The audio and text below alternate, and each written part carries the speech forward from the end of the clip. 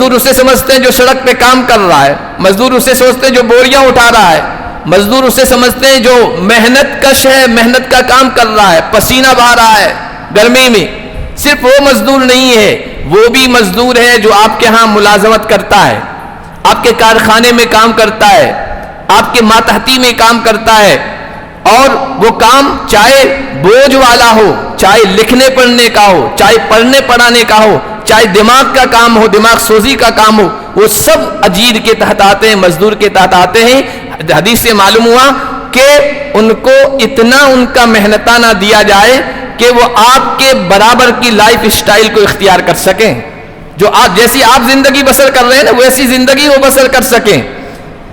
وہ اتنے کے حقدار ہیں کہ اچھا کھا سکیں، اپنے بچوں کو اچھا کھلا سکیں، اچھی رہائش اختیار کر سکیں، اچھی سواری لے سکیں۔ بلکہ ایک حدیث میں تو اللہ وآخرون یضربون فی الارض یبتغون من فضل اللہ وآخرون یقاتلون فی سبیل اللہ۔ وقال النبی صلی اللہ علیہ وسلم ان کان خرج یسعى علی اولاده صغارا فهو فی سبیل اللہ وإن كان خرج يسعى على أبوين شيخين كبيرين فهو في سبيل الله وإن كان خرج يسعى على نفسه يعفها فهو في سبيل الله وإن كان خرج يسعى رياء ومفاخرة فهو في سبيل الشيطان أو كما قال النبي صلى الله عليه وسلم۔ محترم بزرگوں اور عزیز دینی بھائیوں، آج انگریزی تاریخ 1 ہے، 1 مئی۔ 1 مئی یوم مزدور کے طور پر عالمی سطح پر منایا جاتا ہے، جس میں مزدوروں کے حقوق، مزدوروں کی اہمیت، مزدوروں کی حیثیت کے بارے میں بتایا جاتا ہے۔ میرے اور آپ کے آقا حضرت محمد مصطفیٰ صلی اللہ علیہ وسلم نے زندگی کے کسی بھی شعبے میں، کسی بھی ڈپارٹمنٹ میں ہمیں ایسا محسوس نہیں ہونے دیا ہے کہ وہاں اسلامی تعلیمات نہیں ہیں۔ زندگی کے ہر شعبے اور شعبے سے تعلق رکھنے والوں کے سلسلے میں نبی صلی اللہ علیہ وسلم کی واضح تعلیمات ہیں، ہدایات ہیں، آپ کے رہنما ارشاد موجود ہیں۔ اس لیے آج کی گفتگو میں اسلام میں مزدوروں کا کیا حقوق ہیں، کیا اہمیت ہے، کیا حیثیت ہے، قرآن و حدیث کی روشنی میں آپ کے سامنے رکھنے کی کوشش کروں گا۔ مزدوری، محنت، جد و جہد، یہ اسلام میں ایک پسندیدہ عمل ہے، اور اللہ تعالیٰ نے قرآن کریم میں جگہ جگہ محنت کرنے کو، جد و جہد کرنے کو، کوشش کرنے کو کہا ہے۔ فرمایا هو الذی جعل لکم الارض ذلولا فامشوا فی مناکبہا وکلوا من رزقہ۔ اللہ وہ ہے جس نے تمہارے لیے زمین کو تمہارے تابع کر دیا ہے، فرما بردار بنا دیا ہے، لہذا زمین کے اوپر چلو اور اللہ کا رزق تلاش کرو، رزق کماؤ۔ محنت کرنے والوں کو قرآن کریم میں سورہ مزمل میں رزق کمانے والوں کو اللہ کی راہ میں جہاد کرنے والوں کے برابر بیان کیا ہے، بلکہ پہلے رزق کمانے والوں کا ذکر ہے، بعد میں اللہ کی راہ میں جہاد کرنے والوں کا ذکر ہے، حالانکہ اس کا بڑا مقام ہے، اس کی بڑی فضیلت ہے۔ اللہ کی راہ میں اگر کوئی دشمنوں کا مقابلہ کرتا ہے، سورہ مزمل میں ہے وآخرون یضربون فی الارض یبتغون من فضل اللہ، کچھ لوگ وہ ہیں جو زمین میں چلتے پھرتے ہیں، سفر کرتے ہیں اور اللہ کا فضل، روزی، رزق تلاش کرتے ہیں. پہلے اس کا ذکر کیا اور اس کے بعد ذکر کیا وَآخَرُونَ يُقَاتِلُونَ فِي سَبِيلِ اللَّهِ، اور دوسرے کچھ اور لوگ ہیں جو اللہ کی راہ میں دشمنوں سے لوہا لیتے ہیں. اس سے آپ اندازہ لگا سکتے ہیں کہ محنت، رزق کے سلسلے میں کوشش اسلام میں کیا مقام رکھتی ہے، کیا حیثیت رکھتی ہے. اللہ کے نبی صلی اللہ علیہ وسلم نے ایک موقع پر ارشاد فرمایا، عمل پر آمادہ کرتے ہوئے، محنت پر آمادہ کرتے ہوئے، کوشش پر آمادہ کرتے ہوئے کہا کہ لَأَن يَأْخُذَ أَحَدُكُمْ حَبْلَهُ، تم میں سے کوئی اپنی رسی اٹھائے، فَيَأْتِي بِحُزْمَةٍ مِّنَ الْحَطَبِ عَلَى ظَهْرِهِ، اور وہ جنگل جائے اور جنگل میں درخت کاٹ کر، لکڑیاں کاٹ کر اس کو اپنی پیٹھ پر لاد کے لے آئے، فَيَبِيعُهَا، اور پھر اس کو بیچے اور اس کے ذریعے سے کمائی کرے، فَيَكُفَّ اللَّهُ بِهَا وَجْهَهُ خَيْرٌ لَهُ مِنْ أَنْ يَسْأَلَ النَّاسَ، اور اس کمائی کے ذریعے سے اللہ تعالیٰ اس کے چہرے کے پانے کی حفاظت کرے، یعنی وہ اس کی عزت برقرار رہے. یہ اس سے بہتر ہے کہ وہ لوگوں سے سوال کرتا پھرے، لوگوں سے مانگے، اعطوه ام منعوه، پھر لوگ اس کو دیں یا نہ دیں، منع کر دیں، ٹھکرا دیں. اس سے بہتر یہ ہے کہ انسان لکڑی کاٹ کے اور کما کے کھائے، اس کو بیچ کے کمائی حاصل کرے. اللہ کے نبی صلی اللہ علیہ وسلم ایک موقع پر تشریف فرما تھے، بیٹھے ہوئے تھے، صحابہ بھی تھے. ایک آدمی گزرا اسی وقت، اور وہ آدمی ہٹا کٹا تھا، بہت چست، بہت پھرتیلا، اس کے جسم سے ایسا لگ رہا تھا اور اس کی چال سے لگ رہا تھا کہ بہت چست آدمی ہے، محنت کش ہے. تو صحابہ نے اس کی طاقت، جسمانی طاقت کو اور چستی کو دیکھ کر تعجب کا اظہار کیا، اور پھر کہنے لگے اگر یہ اللہ کی راہ میں جائے اور دشمنوں کا مقابلہ کرے تو اللہ اس سے بڑا کام لے گا، یہ بڑا کام کرے گا. اللہ کے نبی صلی اللہ علیہ وسلم نے اس موقع پر ارشاد فرمایا، ان کان خرج یسعى علی اولادہ صغارا فهو فی سبیل اللہ، اگر یہ آدمی نکلا ہے، کس لیے نکلا ہے؟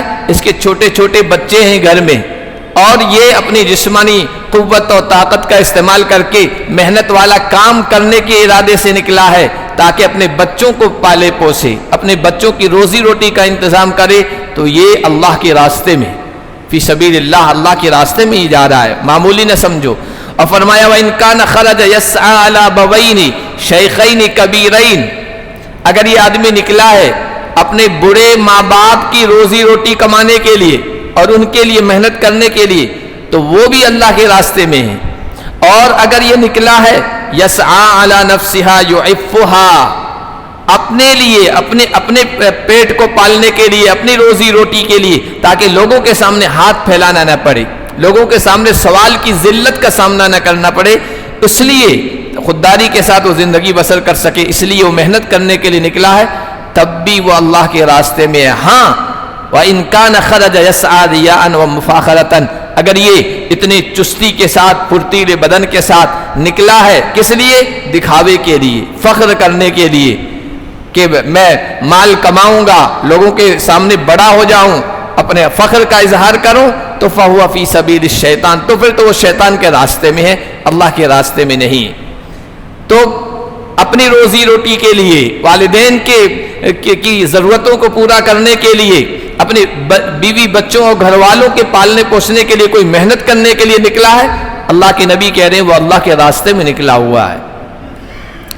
اسی طرح اللہ کے نبی صلی اللہ علیہ وسلم نے بہت سارے انبیاء کا تذکرہ کیا، اور انبیاء کا تذکرہ کر کے کہا کہ وہ محنت کش تھے، وہ اپنے ہاتھوں سے کمائی کیا کرتے تھے، اور یہ بتلا کر اللہ کے نبی نے مزدوروں کا مقام بڑھایا کہ کوئی مزدور ہے تو صرف مزدور ہونے کی وجہ سے، کوئی ماتحت ہے تو صرف ماتحت ہونے کی وجہ سے، کوئی ملازم ہے تو صرف ملازم ہونے کی وجہ سے وہ نیچا نہیں ہو گیا. کوئی آدمی کسی پیشے کی وجہ سے، کسی طبقے میں ہونے کی وجہ سے کوئی نیچا نہیں ہو جاتا ہے. اللہ کے پیغمبروں نے محنت کی ہے، مزدوری کی ہے، اپنے ہاتھوں سے کام کیا ہے. حضرت ابن عباس رضی اللہ تعالیٰ عنہ جو حضور صلی اللہ علیہ وسلم کے چچا زاد بھائی ہیں، قرآن کی تفسیر کے بڑے ماہر ہیں، مفسر قرآن ہیں، ترجمان القرآن، ان سے منقول ہے کہ وہ کہا کرتے تھے کان آدم حراسن، اللہ کے پہلے پیغمبر نبی حضرت آدم کھیتی باڑی کا کام کیا کرتے تھے. وکان نوح نجارن، حضرت نوح کارپینٹر تھے، لکڑی کا کام کیا کرتے تھے، بڑھئی کا کام کرتے تھے.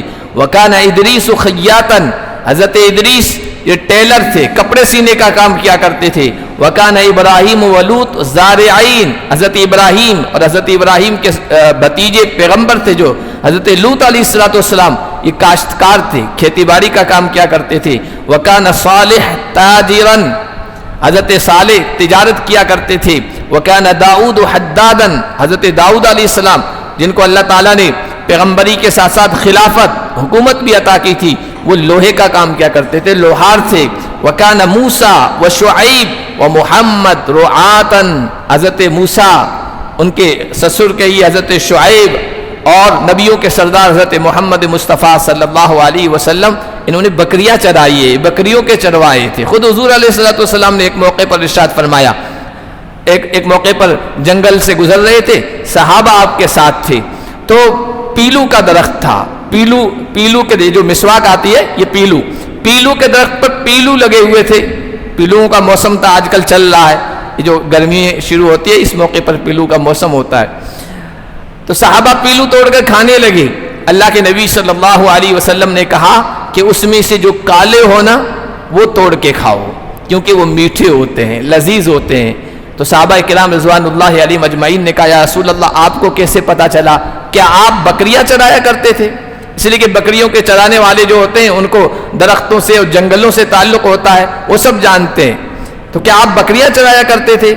تو اللہ کے نبی نے کہا ہاں، مکے کے بڑے لوگوں کی بکریاں میں چند قیرات پر، چند پیسوں کی مزدوری پر چرایا کرتا تھا. تو پیغمبروں نے یہ سب کام کیے ہیں اور اللہ کے نبی نے اور صحابہ نے ان کا تذکرہ کیا ہے نا، وہ اس وجہ سے کہ کوئی پیشہ، کوئی کام اونچا نیچا نہیں ہوتا ہے. حلال کمائی کا جو بھی ذریعہ ہے وہ اللہ کے یہاں مقام رکھتا ہے، اور اس پیشے سے جو بھی تعلق رکھنے والا ہے نا، چاہے لوگوں کی نگاہوں میں وہ معمولی ہو لیکن اللہ کی نگاہ میں وہ بڑا مقام رکھتا ہے. اس پیشے کی وجہ سے کسی کو حقیر نہیں سمجھنا چاہیے، کسی کو معمولی نہیں سمجھنا چاہیے. جو کوئی بھی محنت کر رہا ہے، مزدوری کر رہا ہے، ملازمت کر رہا ہے، اس کے کیا حقوق ہیں، ہمیں ان کو کیا سمجھنا چاہیے، کیا حیثیت دینی چاہیے، اللہ کے نبی صلی اللہ علیہ وسلم نے اس کو وضاحت کے ساتھ بیان فرمایا ہے. اللہ کے نبی کی احادیث کی روشنی میں سب سے پہلا جو حق ہے اس طرح کے لوگوں کا، مزدوروں کا، ماتحتوں کا، محنت کشوں کا، اللہ کے نبی نے فرمایا کہ ان کے ساتھ اچھا معاملہ کیا جائے، اچھا رویہ رکھا جائے، عزت کا معاملہ کیا جائے.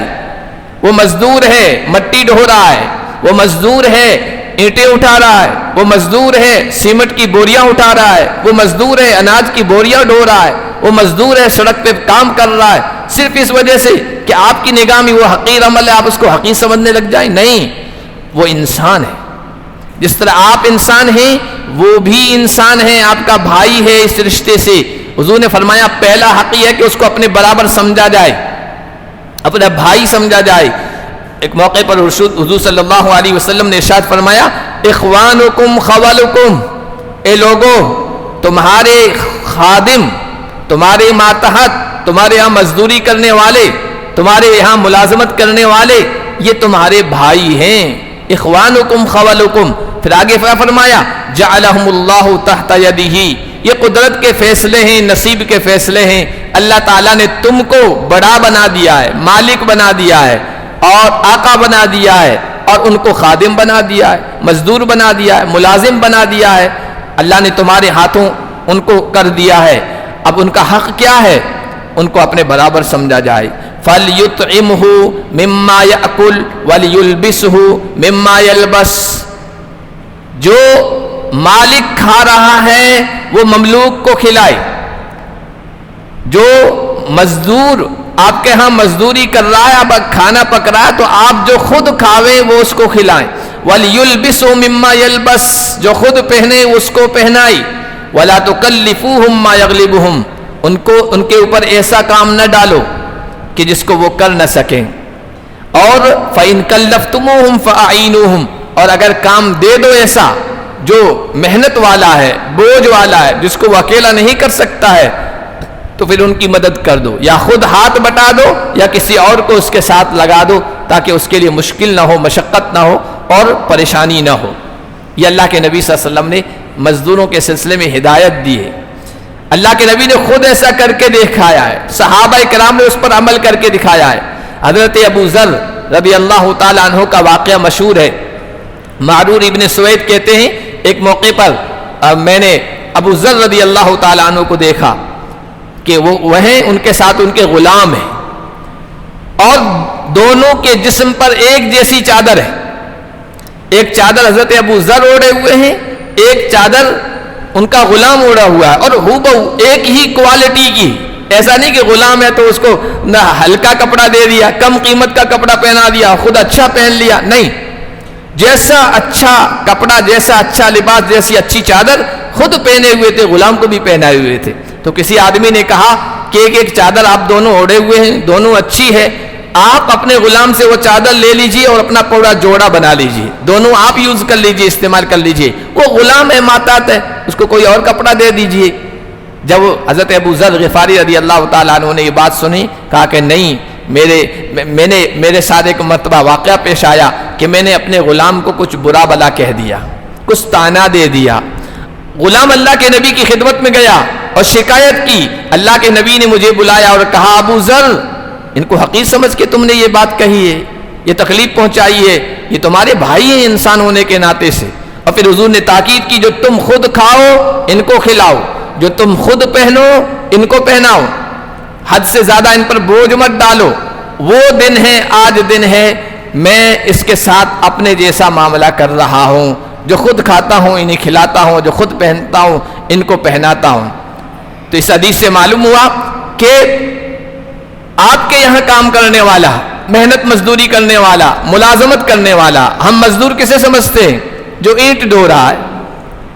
مزدور اسے سمجھتے ہیں جو سڑک پہ کام کر رہا ہے، مزدور اسے سمجھتے ہیں جو بوریاں اٹھا رہا ہے، مزدور اسے سمجھتے ہیں جو محنت کش ہے، محنت کا کام کر رہا ہے، پسینہ بہا رہا ہے گرمی میں۔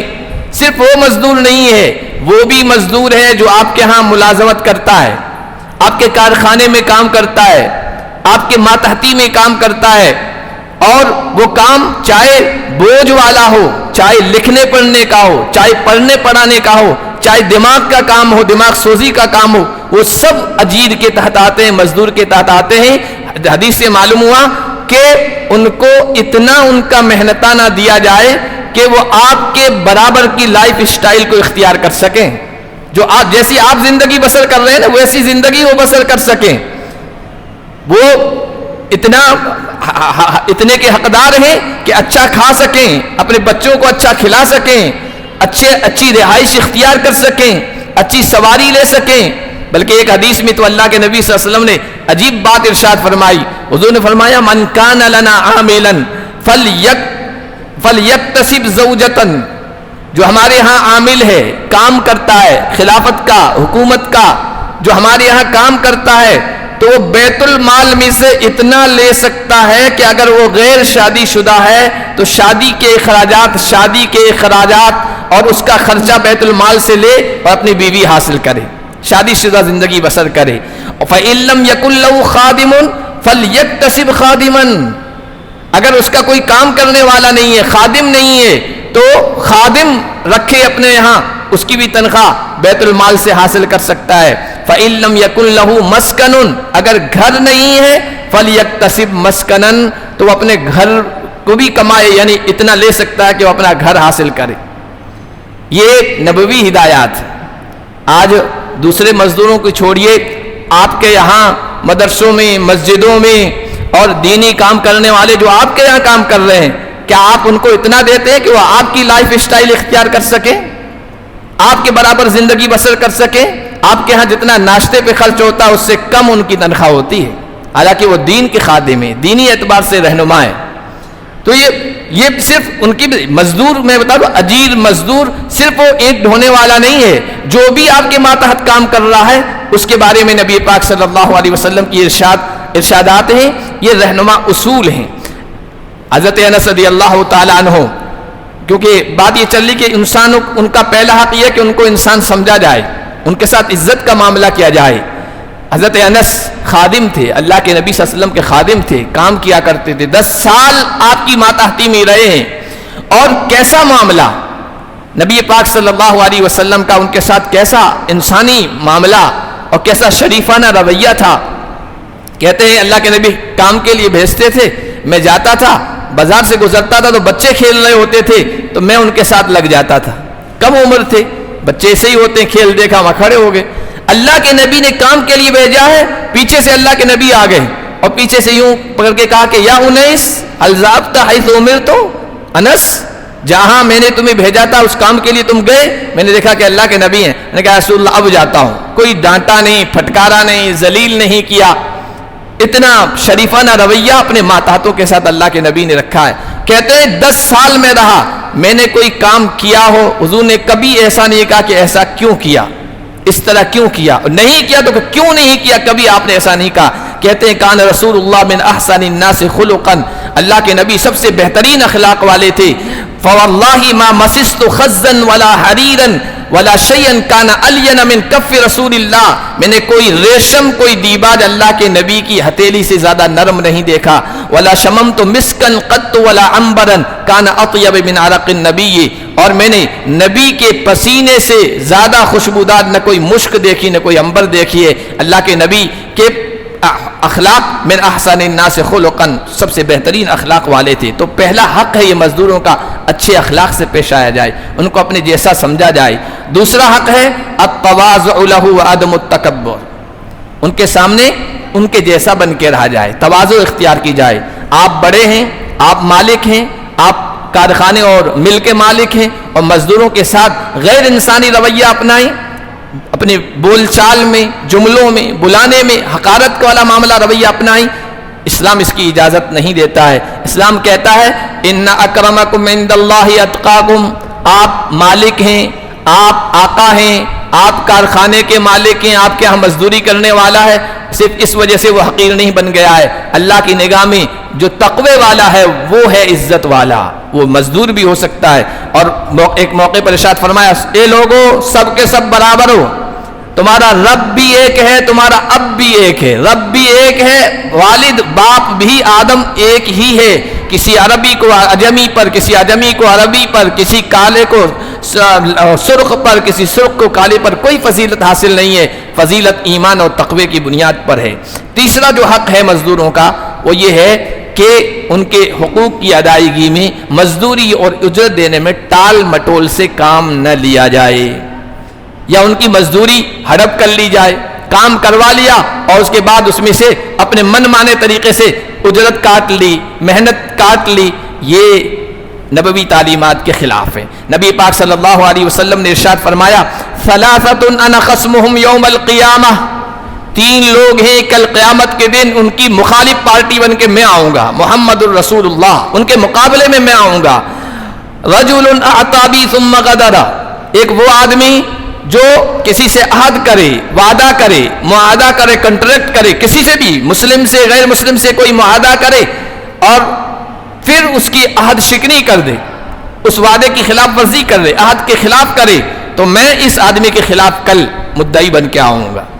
اور دوسرا وَرَجُلٌ بَاعَ حُرًّا فَأَكَلَ ثَمَنَهُ، کسی آدمی کو پکڑا، بچے کو، بڑے کو، کہیں جا کر بیچ دیا اور جو قیمت حاصل کی اس کو ہڑپ کر گیا، اس کو کھا گیا، اس کے مقابل بھی میں کل قیامت کے دن کھڑا ہوں گا۔ اور تیسرا فرمایا رجل استأجر اجیرا فاستوفى منه ولم يؤته اجره، ایک آدمی کسی کو اجرت پہ لے کے آیا، مزدوری کے کام کے لیے لے کے آیا اور اس سے کام تو پورا لے لیا لیکن اس کی اجرت پوری نہیں دی، کل اس آدمی کے مقابل میں کھڑا ہوں گا۔ اور حضور جس کے مقابلے میں آ جائے اس کے خسارے اور گھاٹے میں کیا شک اور کیا تردد ہو سکتا ہے۔ اللہ کے نبی صلی اللہ علیہ وسلم نے ایک اور موقع پر ارشاد فرمایا مزدوروں کے سلسلے میں ان اعظم الذنوب عند اللہ رجل تزوج امرأة، اللہ کی نگاہ میں سب سے زیادہ گنہگار کون ہے، کس کا گناہ اور جرم بڑا ہے، سنگین ہے؟ فرمایا اللہ کی نگاہ میں سب سے بڑا سنگین جرم والا وہ ہے وہ آدمی جو کسی عورت سے شادی کرے، اپنی حاجت اور ضرورت اس سے پوری کر لے، اور پھر اس کو طلاق دے دے اور مہر بھی نہ دے، مہر بھی نہ دے اور ضرورت پوری ہو گئی، کام نکل گیا، طلاق دے دے، اللہ کی نگاہ میں سب سے زیادہ جرم کے اعتبار سے سنگین یہ آدمی ہے۔ اور دوسرا وَرَجُلٌ اسْتَعْمَلَ رَجُلًا فَذَهَبَ بِأُجْرَتِهِ، ایک وہ آدمی جو کسی کو مزدوری پہ رکھتا ہے، کسی سے مزدوری والا کام لیتا ہے، محنت والا، اور کام تو نکلوا لیتا ہے اور مزدوری کھا جاتا ہے، پوری نہیں دیتا ہے یا پوری دبا گیا اس کا حق، اللہ کی نگاہ میں سب سے زیادہ سنگین جرم رکھتا ہے۔ اور تیسرا یقتل دابۃ عبثا، کسی جانور کو، کسی ذی روح کو، کسی جاندار کو بیکار میں مار رہا ہے، چڑیا ہے اس کا نشانہ بنا رہا ہے، کوئی جانور ہے بس شکار کے طور پر کچھ نہیں کرنا ہے، نشانہ سادھنا ہے کسی جانور پر، عبثاً بیکار کسی جانور کو، کسی ذی روح کو قتل کر رہا ہے، یہ بھی بڑا سنگین جرم ہے اللہ کی نگاہ میں۔ حضور نے اسی موقع پر فرمایا اس حق کے لیے کہ اعط الاجیر اجرہ قبل ان یجف عرقہ، اے لوگو اجیر مزدور محنت کش کی مزدوری اور اجرت اور اس کی تنخواہ اس کا پسینہ خشک ہونے سے پہلے پہلے دے دو، ٹال مٹول مت کرو۔ حضور نے فرمایا ان خیارکم احسنکم قضاء، تم میں سب سے بہتر وہ ہیں جو ادائیگی میں اچھے ہیں، حقوق کو ادا کرنے میں سب سے بہتر ہیں، اللہ کی نگاہ میں سب سے بہتر وہ ہیں، محمد الرسول اللہ کی نگاہ میں سب سے بہتر وہ ہیں۔ چوتھا جو حق ہے وہ یہ ہے کہ اپنے ماتحتوں کو گالی گلوچ نہ دی جائے۔ عام طور پر یہ ہوتا ہے ماتحتوں کو ماں کی گالی سے، نہ باپ کے نام سے، نہ کسی اور قبیلے، برادری، نسل اور رنگ کے نام سے پکارتے ہیں، گالی دے کے پکارتے ہیں، وہ بیچارہ برداشت کرتا ہے۔ تو یہ اسلام حق بتاتا ہے کہ ماتحتوں کو نہ مارا جائے، نہ ان کے ساتھ گالی گلوچ کا رویہ اپنایا جائے، نہ بدتمیزی کا رویہ اپنایا جائے۔ حضرت ابو مسعود رضی اللہ تعالیٰ عنہ ایک صحابی ہیں، وہ خود کہتے ہیں ایک مرتبہ میں کھڑا تھا، میرے ساتھ میرا غلام تھا، کسی بات پر ناراضگی ہو گئی اور میں نے اس کو کچھ گالی دے کر برا بلا کہنا چاہا اور مارنا چاہا، اتنے میں اللہ کے نبی ادھر سے گزر رہے تھے، پیچھے سے آواز آئی اعلم ابا مسعود، اے ابو مسعود اچھی طرح سے جان لو، للہ اقدر علیک منک علیہ، جتنے تم اپنے غلام اپنے ماتحت کو مارنے پر قادر ہو نا، اس سے زیادہ اللہ تجھ پر قادر ہے، تجھ پر قدرت رکھتا ہے۔ میں نے پیچھے مڑ کر دیکھا تو اللہ کے نبی تھے، میں نے کہا یا رسول اللہ حر لوجہ اللہ، غلاموں کا دور تھا، کہا کہ اللہ کی خاطر میں اس کو آزاد کرتا ہوں۔ حضور نے فرمایا اگر تم لو لم تفعل للفحتک النار، ایسا نہ کرتے، اس کو آزاد نہ کرتے تو تمہیں جہنم کی آگ چھوتی، تمہیں تکلیف پہنچتی۔ تو یہ اللہ کے نبی صلی اللہ علیہ وسلم کے ہدایات کی روشنی میں میں نے آپ کے سامنے بات رکھی ہے، چونکہ بہت سارے لوگ دیر سے آئے ہیں اس وجہ سے کہ آج کا دن جو ہے نا مزدوروں کے حقوق اس دن بتائے جاتے ہیں، یوم مزدور 1 مئی منایا جاتا ہے۔ تو اسلامی تعلیمات مزدوروں کے، ماتحتوں کے، محنت کشوں کے سلسلے میں کیا ہیں وہ میں نے آپ کے سامنے رکھی۔ اللہ پاک ہم سب کو عمل کی توفیق عطا فرمائے۔ سبحان اللہ۔